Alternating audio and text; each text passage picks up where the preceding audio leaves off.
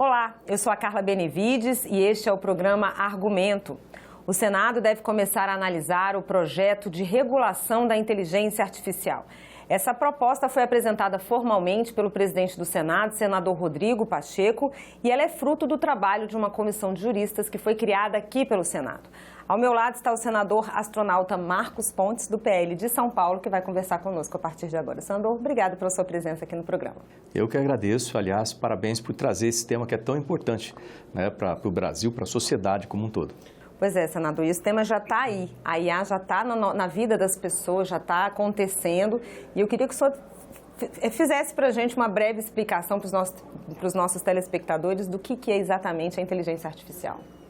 Bom, você pode pensar na inteligência artificial como atualmente um programa, né, de forma simples colocado, como se fosse um software, com a capacidade de interpretação de uma quantidade muito grande de dados, seguindo certos critérios para que você tenha um resultado que você pode dizer que o sistema aprende através da quantidade de dados que ele trabalha e da comparação com esse resultado. Né? De uma forma muito grosseira seria isso. Mas ela tem diversas aplicações que estão já no nosso dia a dia e que vão estar cada vez mais.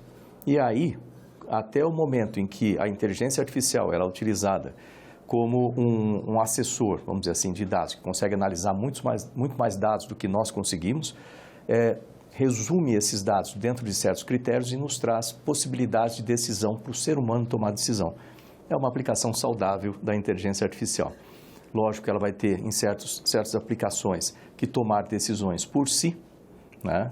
E ela aprende ao longo desse caminho, e aí onde surgem certas dúvidas que vão surgir, né, no tratamento ético disso aí, para não haver invasão de privacidade de dados ou tomada de decisões de forma que você possa atingir o ser humano na sua essência, ou a vida, ou muitas outras coisas, liberdade, assim por diante, tomada uma decisão por uma máquina. Então, isso aí são cuidados que têm que ser tomados. Pois é, como o senhor falou, ela tem benefícios e também tem riscos, né? Esses riscos, a questão da privacidade é um deles, e tem também a questão do mercado de trabalho, né, senador? Que há muitas ameaças aí a postos de trabalho, e isso é uma questão que assusta também. Assusta de um certo sentido. Por quê? Isso eu tenho tratado disso há muito tempo, já, até antes do Ministério, enquanto na NASA também, mas no Ministério muitas discussões aparecem quando você tem um desenvolvimento da tecnologia e o medo de que a tecnologia substitua o trabalho humano. Mas, de forma geral, a tecnologia ela cria empregos e ela transforma empregos. Então, quando você fala de uma plantação de cana, por exemplo, cortadores de cana, aquilo era muito desumano, aquelas pessoas trabalhando ali. Hoje em dia isso é feito por máquinas e aqueles trabalhadores devem e foram adequados em outras funções, né? Ou seja, usando mais a capacidade intelectual deles e não braçal ali. E assim é a tecnologia. Nós temos que preparar as futuras gerações para que eles tenham as qualificações suficientes para trabalhar com essas novas tecnologias. Inteligência artificial, mesma coisa.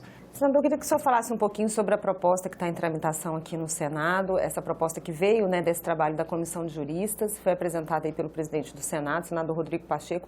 Há algumas críticas em relação a punições, né? Alguns desenvolvedores acreditam que ficou muito severo para a parte deles, e aí eu queria que o senhor fizesse um balanço aí do que o senhor acha da proposta como ela está.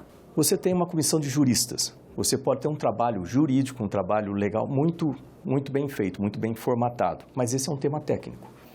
Então, é essencial que você trate da questão técnica, tanto em termos de desenvolvimento das tecnologias necessárias. Hoje em dia a gente fala em software, também em hardware no país, para que o país não fique defasado com relação aos outros, então, e não fique com restrições acima do que deveria ter. Então, você tem que tratar da tecnologia, depois da aplicação dessa tecnologia nos diversos cenários e setores, e depois da implicação dessa aplicação.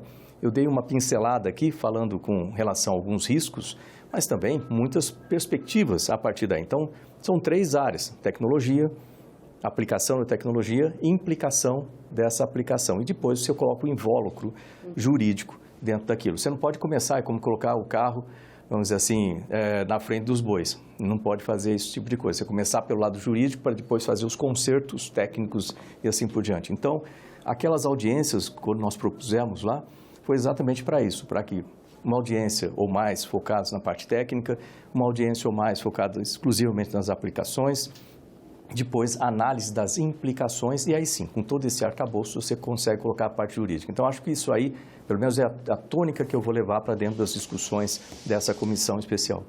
Essa proposta, segundo o ministro, né, do STJ que trabalhou, que era o presidente da comissão, ela segue muito a linha do que está sendo aplicado na Comissão Europeia, que já está mais adiantada na questão da regulação da IA. Queria que o senhor falasse um pouquinho sobre a conversa do Brasil com outros países nesse sentido, porque essas empresas que tratam de inteligência artificial, elas são globais, né? Então, o que vai valer aqui tem que valer lá. E como é que vai ser essa conversa? Um primeiro ponto a se ter consciência é que quando você fala de tecnologias como tecnologias de internet, tecnologias, internet das coisas, por exemplo, programação em nuvem, né? Computação quântica que vem aí pela frente, inteligência artificial, elas passam todas as fronteiras, elas transpassam isso aí. Eu era o representante do Brasil como ministro de Ciência, Tecnologia e Inovações no GPAI. GPAI é o Global Partnership for Artificial Intelligence, né? É uma parceria global para a inteligência artificial, composto por representantes dos países principais mais desenvolvidos. E eu entrei lá como país associado, a gente conseguiu chegar até no grupo diretor disso. Isso é importante, o Brasil participar dessas conversações. Não sei como está agora, se a ministra atual tem participado. Mas nessas conversas nós analisamos exatamente, na perspectiva de diversos países, como que a aplicação deve ser feita e quais são os riscos que cada um apresenta, né? E nós vemos que o nosso país, logicamente, ele não pode ficar muito distante do que tem sido preconizado já nos outros países. Mas é importante, nem distante em termos de avançar muito em alguns temas, que você pode trazer riscos extras e causar certas preocupações em outros países por causa desses riscos extras, ou também não restringir demais, de forma que o nosso país deixe de ser competitivo no mercado muito promissor para as nossas empresas. Esse cuidado tem que ser tomado. Eu tenho conversado com diversas empresas pequenas e grandes, assim como associações de empresas do setor, e todos eles expressam exatamente essa mesma preocupação, não restringir o país, né, demais com relação aos outros países. E como fazer esse debate, senador? Porque há uma urgência em regular o tema, porque ele está aí e existem aí várias nuances, inclusive em relação à questão de direitos autorais, por exemplo. Você chega no ChatGPT, pede um texto, uma poesia baseada em determinado artista, como que fica isso? Enfim, né? Tem que regular. Ao mesmo tempo, tem isso que o senhor falou. Tem que ter um cuidado para não impedir o crescimento e não restringir demais. Como deve ser esse debate aqui, senador? Eu acredito que a melhor forma, considerando que é uma tecnologia, e tecnologia ela evolui exponencialmente, você não consegue colocar num texto de lei alguma coisa que seja extremamente detalhada, o que seria extremamente restritivo, e certamente vai ficar obsoleto em muito curto período de tempo. Então, é preciso que esse tipo de marco legal, esse tipo de lei, ela possa ser flexível o suficiente para atender às demandas do mercado e o crescimento, o desenvolvimento dessa tecnologia e não ter que ser atualizada constantemente. Fica muito, eu acho que tem que ser feito com calma, né, com precisão e calma, com discussões pragmáticas a respeito do tema e fazer no seu tempo.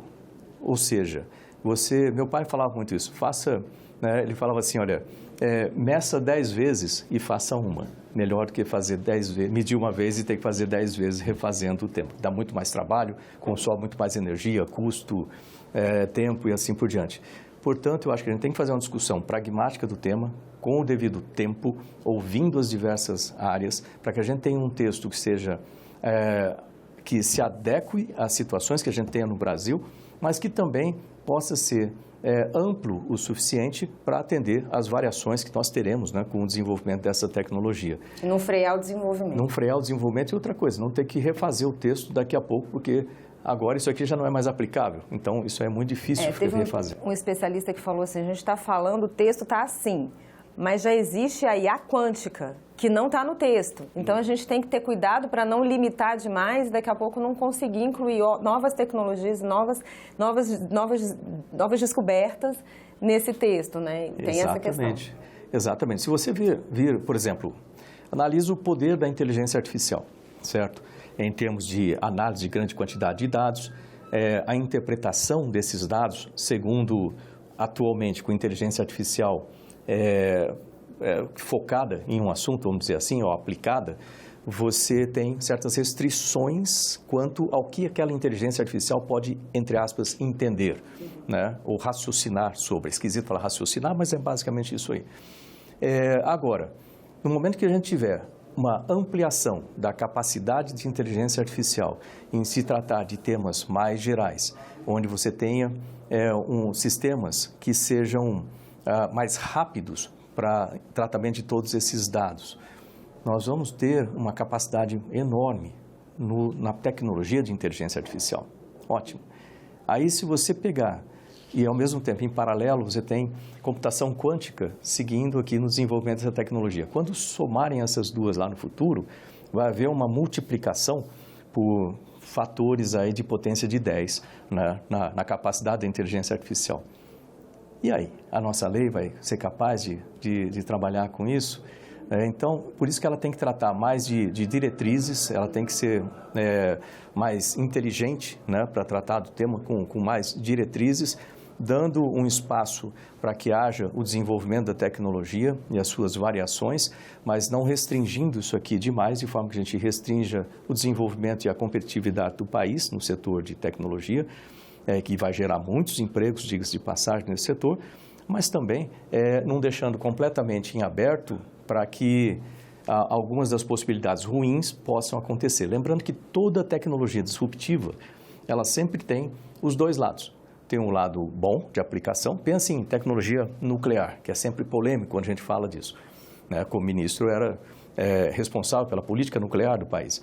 Quando você fala na parte nuclear, é sempre muito polêmico. Você, ao mesmo tempo, você tem uma tecnologia que permite tratamentos de saúde, testes diagnósticos e uma série de aplicações positivas, energia e assim por diante. Também tem a aplicação ruim da energia nuclear, né, para bélica. Quando você pensa num foguete, um foguete pode levar um experimento que vai salvar milhares de vidas, né, no espaço, ou ele pode se virar um míssil também, né? Então, todas essas tecnologias, a própria internet, você pode ter uma utilização positiva da internet e uma utilização negativa da internet. Então, a inteligência artificial também não muda muito disso e nem a computação quântica. Os maiores supercomputadores que nós temos no planeta hoje, se você coloca a melhor criptografia, né, existente no planeta para um computador atual resolver, talvez ele demore aí um ano para quebrar uma criptografia. Quando você tiver essa mesma criptografia com um computador quântico, ele vai quebrar isso aí em 1 minuto ou menos. Tem uma data, senador, para essa comissão especial começar a trabalhar? Olha, eu estava nesse momento, né, conversando, né, com o senador, com o Eduardo Gomes, e a ideia é que nós comecemos o mais rápido possível, né, para dar tempo, inclusive, de ouvir mais áreas. A ideia é que realmente que a gente faça uma discussão muito boa com todos os setores. Então, o mais cedo possível, melhor. Eu estava esperando que começasse essa semana já, para falar a verdade. Tá certo, senador. Obrigada e um bom trabalho aí nessa missão. Obrigado a vocês. E eu agradeço a você também que nos assistiu. Esse programa já está disponível no nosso site senado.leg.br/TV e também no nosso canal no YouTube. Obrigada pela sua audiência e até o próximo argumento.